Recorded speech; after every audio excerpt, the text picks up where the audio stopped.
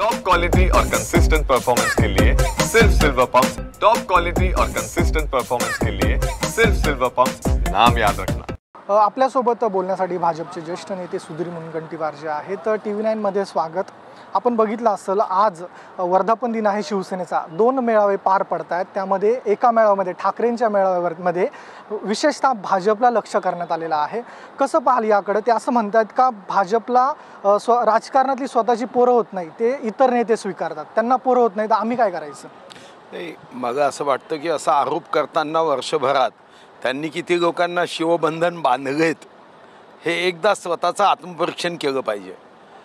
असं आहे की पराभवातून विफलता आली, अनेक नेते पदाधिकारी कार्यकर्ते हे माननीय शिंदे साहेबांच्या शिवसेनेत आणि काही भारतीय जनता पार्टीमध्ये प्रवेश करत आहे आणि यातून त्यांच्या मनामध्ये जी विफलता येत आहे, रोज त्यांच्या लक्षात येत आहे की सत्ता आपल्यापासून खूप दूर जाते आहे। जेव्हा भारतीय जनता पार्टीशी विश्वासघात करून ते मुख्यमंत्री झालेत आणि तेव्हा त्यांचा आव असायचा, भाव असायचा की 25 वर्ष आमची सत्ता जात नाही।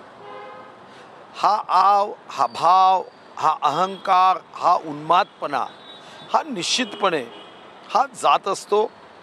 तो शिवसेना असेल की उद्या भारतीय जनता पार्टी असेल, कधीही विजय नम्रतेने स्वीकारावा लागतो। विजय झाला तर माजायचं नाही, पराभव झाला लाजायचं नाही। पद येतं आणि कधी ना कधी जातं। एव्हरेस्ट चढल्यावर आपल्याला उतरायचंच असतं, तसंच सत्तेचं आहे।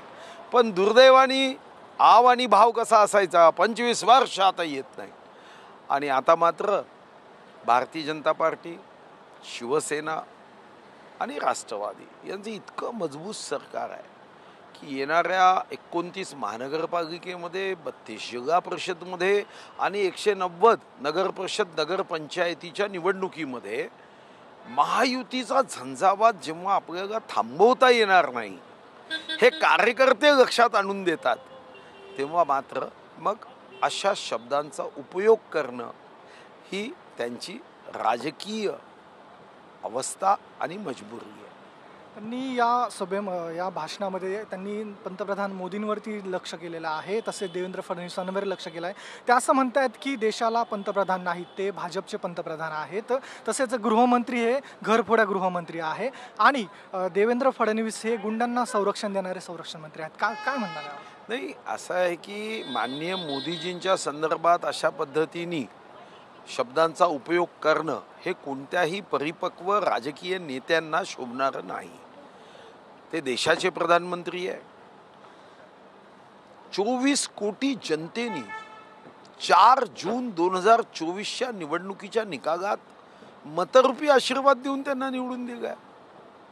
माननीय अमित भाई 1 लाख, 2 लाख, 3 लाख नव्हे, लक्षावधी मतांनी निवडून येतात।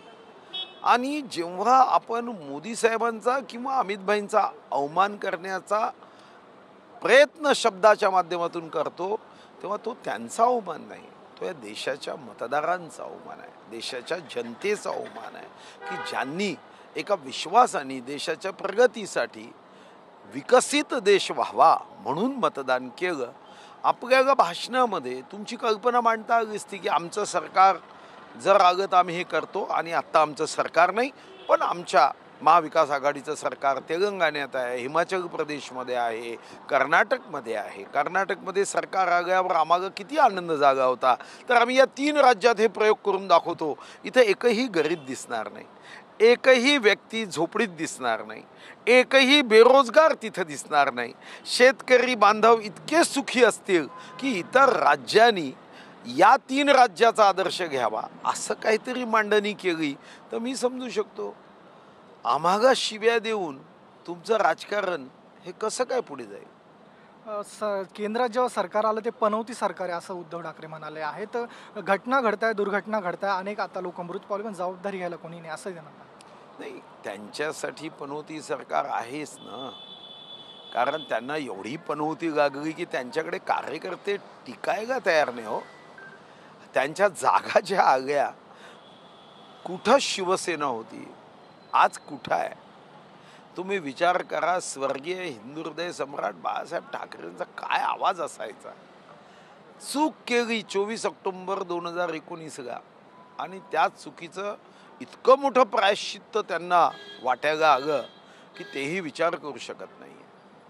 ते असं म्हणाले आहेत, जो पहलगाममध्ये जो हल्ला झाला त्यावरती पंतप्रधानांना म्हणे ट्रम्पचा फोन आल्यावर त्यांचा आवाजही निघाला नाही.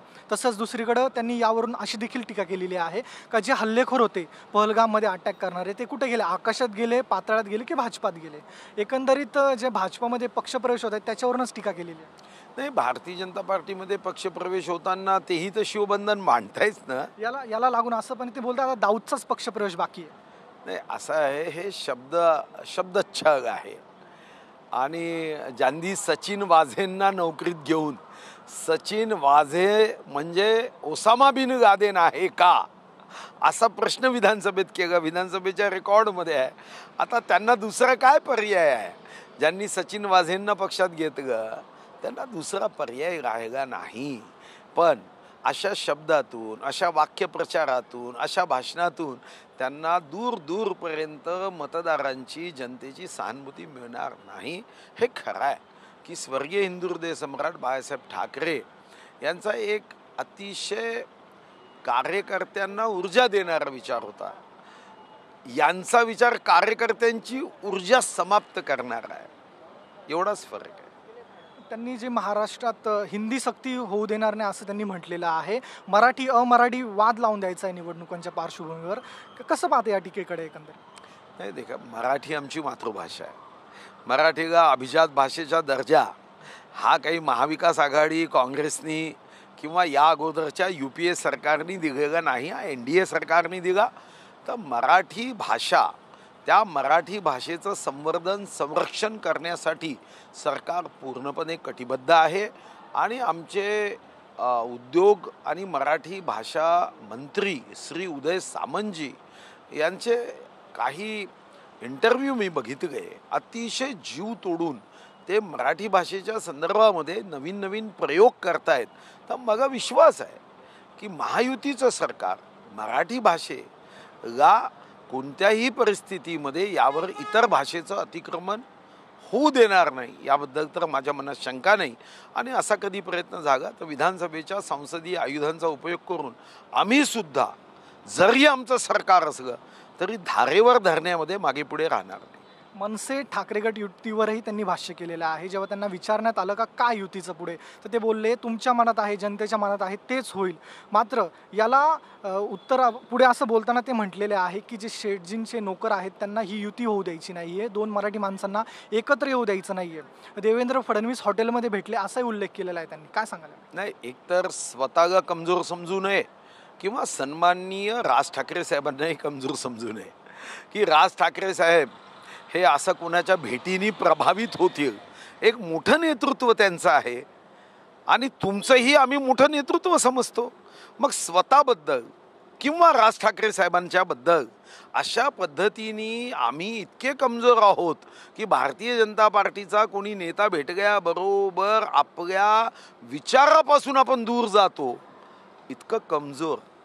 आता मला उद्धवजींबद्दल तर माहीत नाही, पण राज ठाकरे साहेब हे निश्चितच एक कमजोर नेते नक्कीच नाही की कोणाच्या म्हणण्याने ते आपल्या राजकारणाची दिशा ठरवतात. एक स्वयंभू नेते आहे, स्वयंपूर्ण नेते आहे.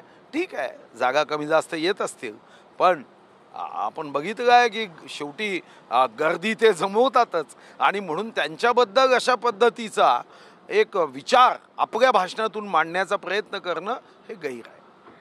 एकंदरीत जर पाहायला गेलं तर ते असं म्हणालेले होते की एकत्र यायचं.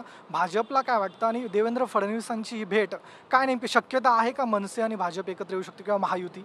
हे मला माहीत नाही, कारण असा कोणताही विषय कोर टीममध्ये बैठक न झाल्याने मला माहीत नाही. आणि मी काही देवेंद्रजींना हे विचारलं नाही की आपली भेट कशासाठी होती. देवेंद्रजीची भेट झाली हे खरं आहे, TV चॅनल्सच्या माध्यमातून झाली हेही खरं आहे. TV चॅनल्सनी त्यांची भेट दाखवली, पण त्यांची भेट कशासाठी झाली हे काही आमच्यापर्यंतही पोचलेलं नाही आणि म्हणून त्याच्यावर प्रतिक्रिया काही मी देणं योग्य नाही. धन्यवाद, तुम्ही आमच्याशी बातचीत केली. आपल्यासोबत होते भाजप नेते सुधीर मुनगंटीवारजी. त्यांनी आपल्या अनेक विषयांवरती आपल्यासोबत चर्चा केलेली आहे. कॅमेरा पर्सन मोहन दुबेसह मी ऋतिक गणकवार, TV9 मराठी, मुंबई.